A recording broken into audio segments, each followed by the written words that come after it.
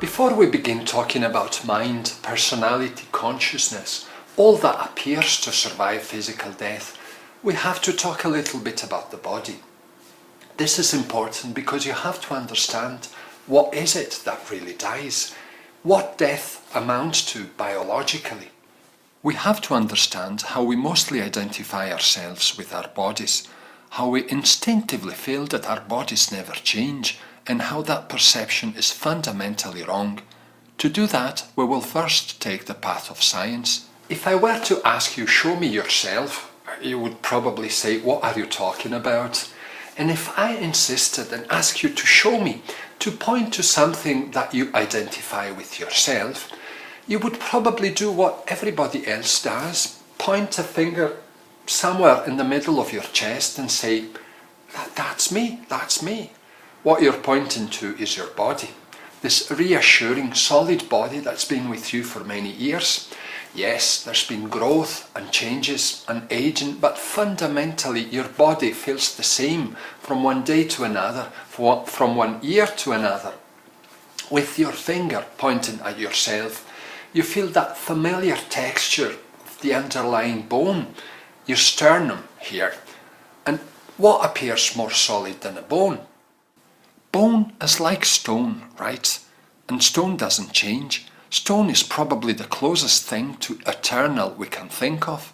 And if you tap with your finger onto your sternum, that feels exactly like stone.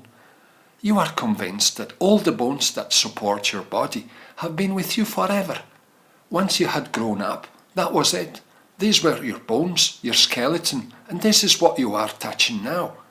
This is the same bone you had yesterday and last year. That's you. Or is it? No, it is not.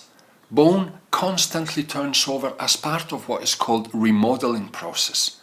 Specialized cells called osteoclasts continuously resorb bone, and at the same time other cells called osteoblasts form new bone.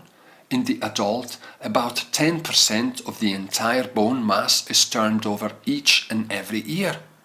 1/10 of the material that made up your skeleton a year ago has gone and has been replaced by new material.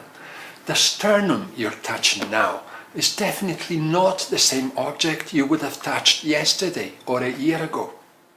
Do you think that's fast? Think again. Most other tissues in the human body change at a much faster pace. Imagine that 500,000 cells of your body, that's 500,000, die each and every second and need to be replaced. Every day, about 50 billion of them go through this process. Cells of the outer skin are shed and replaced every 27 days, meaning that a person has about 1,000 new skins in a lifetime. And certain white blood cells only live a couple of hours. Do you think that is fast? Think again. If you get inside the cells that make up your body, you see molecular processes unfolding at breathtaking speed. Just think of breathing, for instance. Think of the never-ending process of exchanging carbon dioxide for oxygen in the lungs.